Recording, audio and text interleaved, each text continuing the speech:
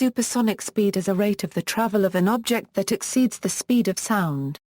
For objects traveling in dry air of a temperature of 20 degrees Celsius at sea level, this speed is approximately 343.2 meters per second, 1,125 feet per second, 768 miles per hour, 667 knots, or 1,235 kilometers per hour.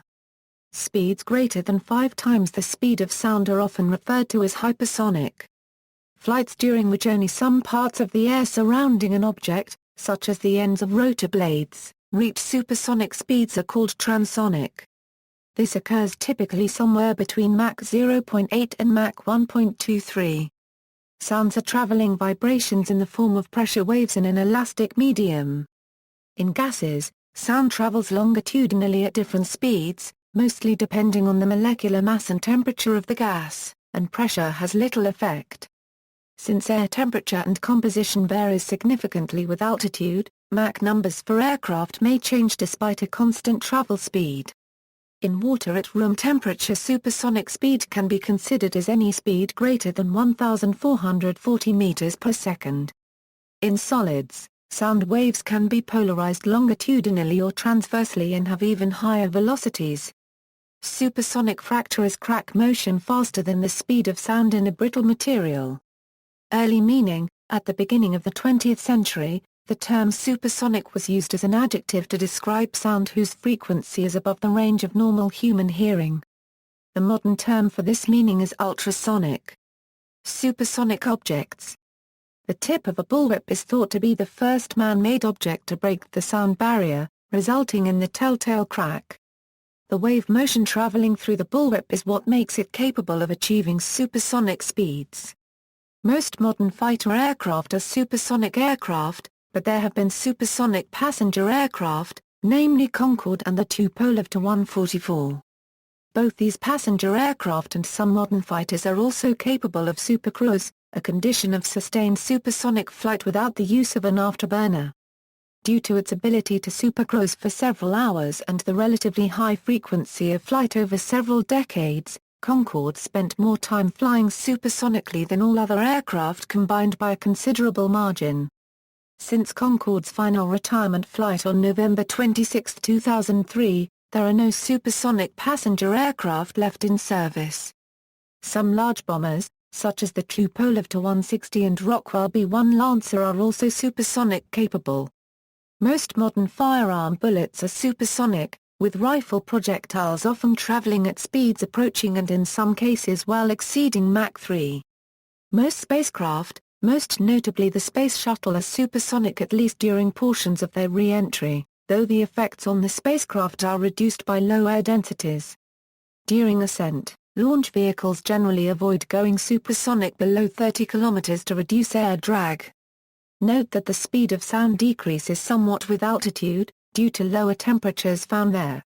At even higher altitudes the temperature starts increasing, with the corresponding increase in the speed of sound.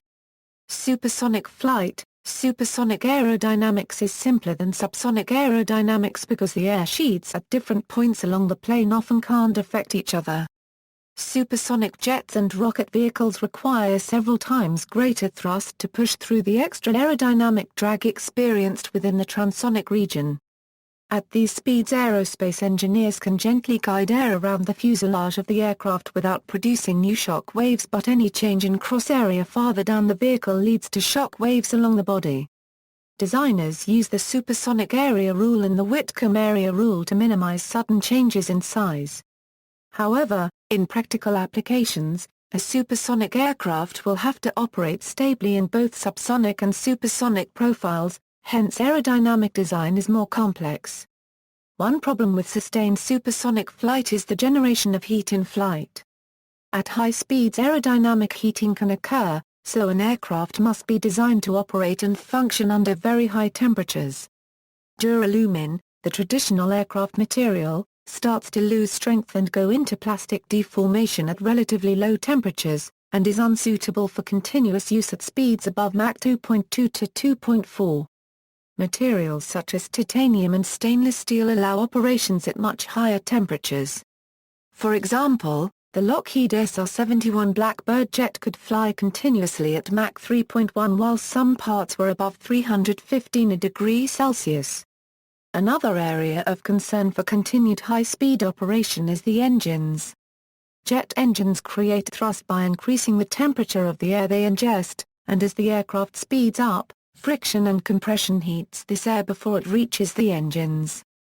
The maximum allowable temperature of the exhaust is determined by the materials in the turbine at the rear of the engine, so as the aircraft speeds up, the difference in intake and exhaust temperature that the engine can create decreases, and the thrust along with it.